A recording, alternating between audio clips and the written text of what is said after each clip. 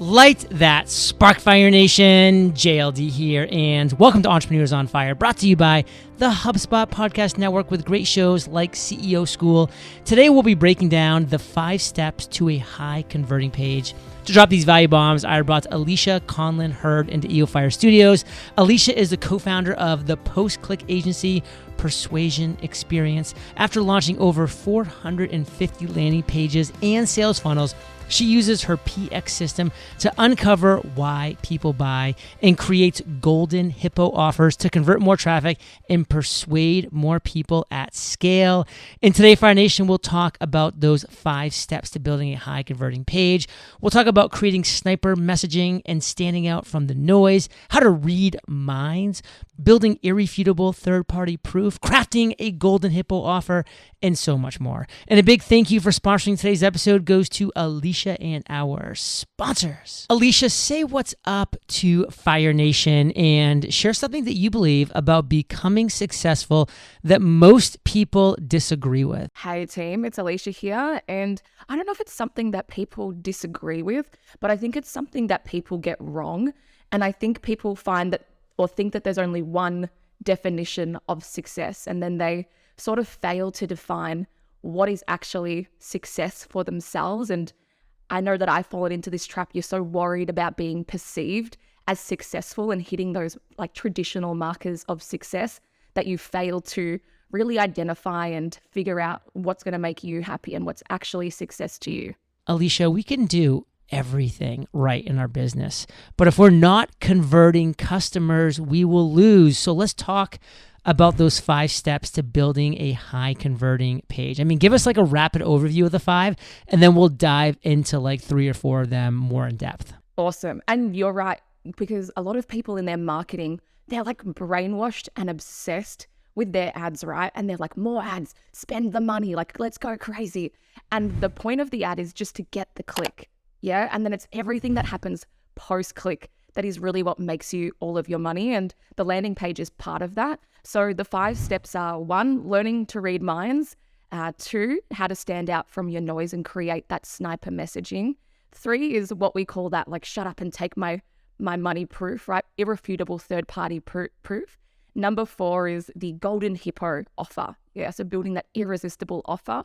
And the 5th is making sure you have a really solid above the fold. Well, I am pretty obsessed with reading people's minds, so I want to dive deeper into that. So let's learn how to read minds. I want to get customers obsessed, and I want to build foundations. Tell me more. Yes, exactly. And so what a lot of people get wrong on their landing page is that they feature spew, or they do that very me marketing. Look at how great we are. So when we are talking about the first step, learning how to read minds, it's crawling into the minds of your target market and uncovering, in their words, what is the dream outcome they want? What are their big pain points, their hopes, their dreams, their fears? And I know it's super unsexy to people, which is why I call it learn it to read minds, to put a little bit of excitement into it, because the way that you do this is literally you have to talk to your customers, right? You have to survey them, customer interviews, or third-party research. But what we want to do is remove the assumptions from our marketing, remove those I thinks, yeah? And remember that all of our marketing is just inputs and outputs, garbage in, garbage out. So if your marketing feels hard, it's because you don't have this step. It's the foundation to everything that you do, and you need to really have that clear avatar. It's not okay for it to be some bloke from some location who earns $75K a year. You need to know what keeps this person up at night, and in their words, so that you can use that in your marketing. Fire Nation, I love those 2 words, feature spew. You do not want to just have your customer arrive and then just have all these features spewed upon them. So I think all that Alisha shared obviously was important, but to me that really stood out because a lot of people do that. Now, you did mention sniper messaging and standing out from the noise. How do we create that sniper messaging? How do we stand out from that noise? Yes. So what we're trying to do is enter a conversation that somebody's having in their minds, right? So the first thing you need to understand is, where are they in the buyer's journey? Everybody goes through these stages of the buyer's journey, from not even knowing they have a problem to the most aware, right? They're looking for offers. They're looking to lock it in. And nobody wakes up one day And once what you sell, like it doesn't just automatically happen. They go through this buyer's journey no matter what, right? So if you're trying to give them messaging or an offer that's for a different stage of the buyer's journey, it's not going to resonate with them. Lay it on top of that, if you're saying the same boring nonsense that your competitors are saying, because a lot of companies copy their competitors, then you're not going to stand out from the noise. So the first place to start is to nail your key messaging, right? Because if you go and ask 5 people in your company, what do we do and who do we do it for? I can guarantee that you will get 5 different answers. So what does that mean? Your sales team is saying one thing, customer support another, your CEO saying another. So how the hell are your customers meant to know what do you sell and is it for them? So a really simple framework, once you've done the foundation of understanding who your target market is this: what we do, who we do it for, the problem it solves, and the results it gets. That will make a very clunky sentence, but the idea is every time you do communication, no matter what it is, your whole company is on the same page, and your emails, your Facebook ads, your landing pages, your sales props, they're all congruent and all crystal clear about the value you provide to the market. Fire Nation, can you honestly say that your entire team is exactly on the same page? And if you're being honest with yourself, the answer is probably no. So, Alisha, one more time, just say those 4 words or those 4 phrases that everybody on the team needs to have a ready answer for. Awesome. So the first one is what we do, who we do it for, the problem it solves, and the results that it brings. Now, can you give me an example of maybe your team or your company or one of your clients' companies that has the answer to those 4 things? Like, what would that look like in a real world scenario? Yeah, I should do persuasion experience, right? Because imagine if I couldn't answer my own, and I couldn't eat my own dog food, right? That would be so terrible. So let me practice my own homework.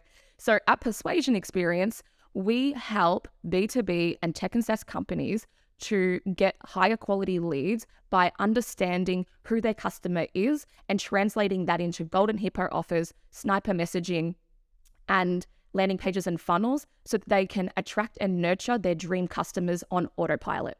And you can see that one, it's a little bit moved around. It's not in that exact order. And so when I go to a networking event, when I'm on a podcast, when I'm writing our About Us page, I can often shuffle or reorder it, but I always know the key points to hit. Alisha, we're back and we talked about how to read minds. We talked about the dangers of feature spewing. We talked about creating that sniper messaging, standing out from the noise, that 4 questions that need to be answered by everybody in your team. Let's talk about building irrefutable third-party proof. Break that down for us. What does that look like? Yes. So nobody trusts you on the internet, right? Like the internet's a dangerous place and nobody just trusts what you say. And it's not really enough to just slap a testimonial slider on your landing page and then expect people to go and read it and to engage with it, right? Like I've seen some horror stories on landing pages where people put like an essay of a testimonial and then expect people to read it. It's like, no, people aren't going to read that. They don't care. Or their proof is tucked at the very bottom. So there's lots of different ways with proof, but what I want to go over today is using proof with intent, right? So you can use your proof to overcome objections and to prove big statements that you're making.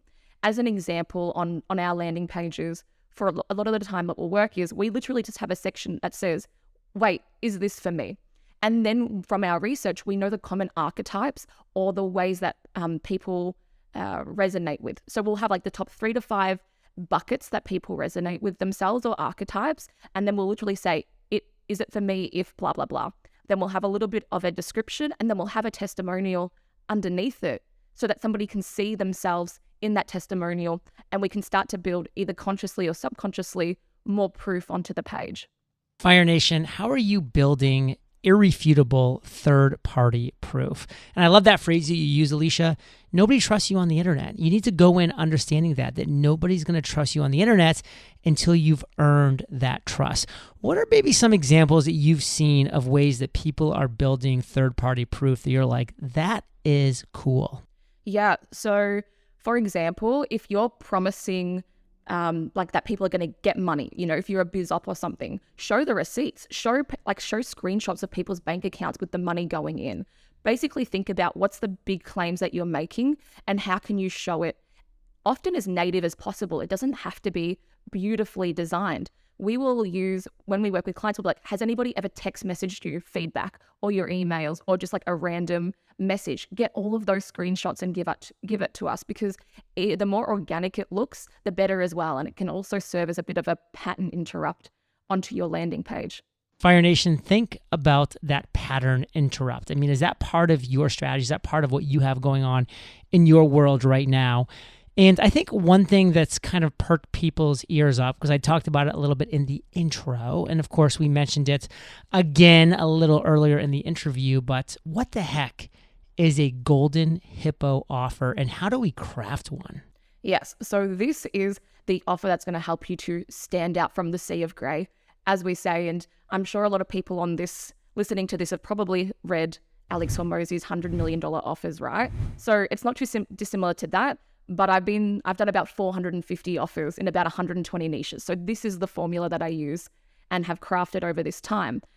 And before I get into that, what a lot of people forget is that a weak offer will never dominate an industry, right? You need the strongest offer in the market. So it's not enough to go out to market and have get a quote, chat with sales, something else that's boring and vanilla, because that's not going to persuade and motivate somebody to take action. You know, so if it stinks like a sales call, then like, why would somebody take it up? What we need to figure out is, what is the target market's dream outcome? So going back to that step one, because most people don't have those foundations. They don't know in the target market's word, what is that dream outcome? That's where they start shipping out these boring, lame offers that nobody wants. So the first part of your golden hippo offer is literally figuring out what's that dream outcome and how can I show people that I get them there, right? Like no business sells a product or a service. We are all just selling entry into a desired after state. Nobody cares about what you sell. They care about the after effects of that thing, yeah? So you need to understand that transformation. And then you need to understand that if you're in lead generation, you make two different offers. One offer is to get them on the call, or even if you do a demo, right? Like, and you're in SaaS or whatever it is, one offer is to get them on the call and one offer is to close them on that call. So when you're making an offer, if it's in lead generation, trying to get somebody on a call, you have to make that call exciting and you have to think about, so what, who cares, what's in it for me, right? With them, we might have seen that around. If we can't answer that, people aren't going to get on there. So it's going to be hard because I'm trying to use my mouth words, but I do have a diagram to help people. You have the dream offer, then you usually have a tangible outcome. So you can like show tangibly what they would get, something like a bonus. And then all you do is you bullet point all of their problems or the gain points that they want to get, and then flip it and reverse it into how you're going to help them overcome that with a really clear call to action. Not a creative call to action, just a really clear call to action. Fire Nation, there's a lot to take away from what Alisha just shared. One thing that's just so obvious to me, and I hope that you've recognized this as well, that she mentioned, is you've got to realize that everybody's favorite radio station is WIIFM. What's in it for me? I mean, listen, it's not a bad thing. I mean, that's why humans have become successful throughout the decades and generations and centuries, is because they are self-obsessed. They want to make sure that what they're doing is best for them, for their loved ones, for their family. So realize, WWIFM, what's in it for me? That's what the individuals are asking themselves when they're consuming your content. Now, we talked about reading minds, sniper messaging, irrefutable third-party proof, the golden hippo offer. If you want the fifth step to a high converting page, you're going to have to take the next step and consume more of Alisha's content, because it's right there for you, Fire Nation. Because Alisha, I want you to take us home. What is the one thing that you really want to make sure Fire Nation gets from our entire conversation today? If you can't convert traffic, you cannot scale. The answer to scaling is not pouring more ads. It's about your post-click experience, right? So a funnel is not optional for your business. You have a funnel by default, right? If you have a business, you have a funnel. It's just every touch point that somebody has with your business. And if you can go in and fix all of those little touch points, which can be leaks, then you're going to win. You're going to build that competitive moat around your company and beat out your competitors. What is your post-click experience? You need to be asking yourself that question, Fire Nation. And I know a lot of you are going to recognize It's lacking right now, but with this content, it doesn't have to be.